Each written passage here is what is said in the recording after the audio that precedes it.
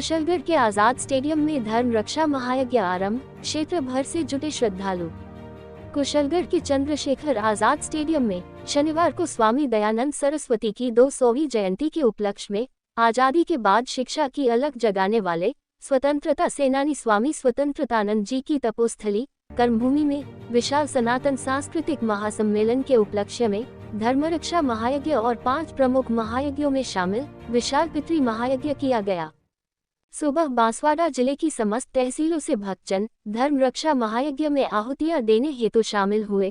कार्यक्रम में प्रभारी दयासागर एवं राजस्थान आर्य प्रतिनिधि सभा प्रदेश के महामंत्री जीववर्धन शास्त्री के नेतृत्व में यज्ञ का आगाज किया गया। कार्यक्रम की अध्यक्षता पूज्य स्वामी प्रणवानंद महाराज ने की।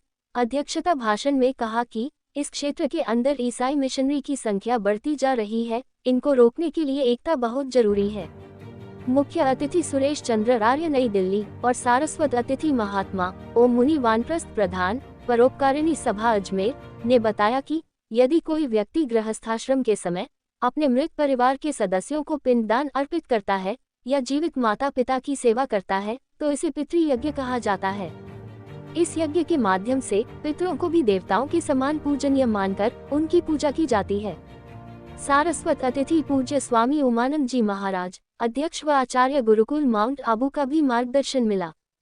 विशिष्ट अतिथि महेंद्रजीत सिंह मालविया पूर्व कैबिनेट मंत्री, विश्वास सोनी अध्यक्ष महर्षि दयानंद सेवाश्रम थांदला, विनय आर्य महामंत्री आर्य प्रतिनिधि सभा नई दिल्ली, जोगेंद्र खट्टर महामंत्री अखिल भारतीय दयानंद सेवाश्रम संघ नई दिल्ली, भीमा भाई डामोर पूर्व संसदीय सचिव, रवि नायर प्रधान आर्य समाज आदर्श नगर राजा पार्क जयपुर, किशन लाल गहलोत प्रधान आर्य प्रतिनिधि सभा राजस्थान, जय सिंह गहलोत, स्वामी चेतनानंद सरस्वती बाड़मेर, विकास राज संघ विभाग प्रचारक बांसवाड़ा, अशोक सुथार विभाग कार्यवाह, कान्हिंग रावत प्रधान कुशलगढ़, योगेंद्र याग्निक, प्रोफेसर नरेश कुमार धीमान रहे। आर्यवीर दल ने शक्ति प्रदर्शन किया जिसमें रितेश राठौर, धीरज दामोर, संजय खराड़ी, लव कुमार शास्त्री, भावचंद कटारा, धर्मेंद्र आर्य, पंडित नारायण खड़िया ने भजन प्रस्तुत किए। कार्यक्रम में समाज सेवी अजय निगम, कैलाश राव, रजनीकांत खाबिया, हसमुख सेठ, मुकेश अग्रवाल, धीरज दामोर, धर्मेंद्र कंसारा, तिलक मंडल के कार्यकर्ता, आश्रम के विद्यार्थी, माताएं बहनें और वरिष्ठ बुजुर्ग मौजूद थे। ये जानकारी कार्यक्रम मीडिया प्रभारी केसर सिंह दामोर ने दी।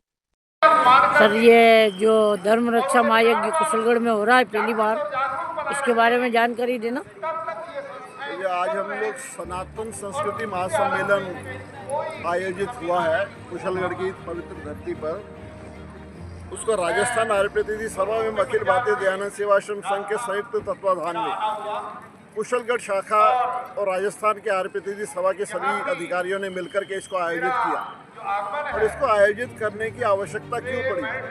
आज के परिप्रेक्ष्य में यदि हिंदुओं को एकत्रित होना है, यदि हिंदुओं को एक होना है तो इस प्रकार के सम्मेलनों की आवश्यकता रहेगी। आर्य समाज ने सम्मेलनों के माध्यम से हिंदुओं को एक करने का जो प्रयास किया है, हिंदुओं को इकट्ठा रहने का जो संदेश दिया है, निस्संदेह आर्य समाज के यही काम 150 वर्षों से चलता आ रहा है। आज हम लोग आर्य समाज की स्थापना के 150 वर्ष में प्रवेश करने जा रहे हैं।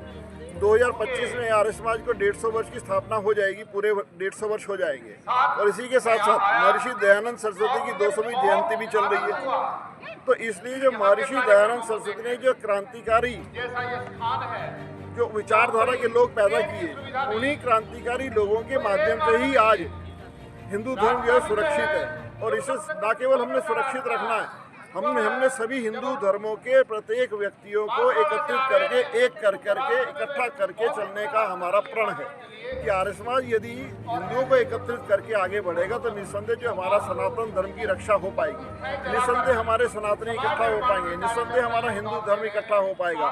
तो आज की आवश्यकता है एक रहने की, इकट्ठा रहने की। आज की आवश्यकता है ना बंटने की, ना कटने की। तो इसलिए जो नारा सरकार ने भी दिया कि बटेंगे तो कटेंगे, इसके सही अर्थ है। यदि हम आपस में नहीं एकजुट होकर रह सकेंगे तो दूसरे भी धर्मी लोग हमें बांटने का पूरा प्रयास करेंगे।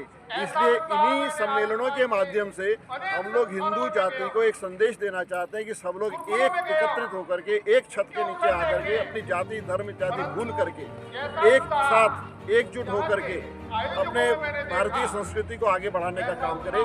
इसी परिप्रेक्ष्य में, इसी उद्देश्य के साथ इस सनातन संस्कृति जो रक्षा धर्म का जो आज महासम्मेलन आयोजित किया गया, यही उसका एक उद्देश्य है। सबको एकत्रित होकर चलने का संदेश दे रहे हैं।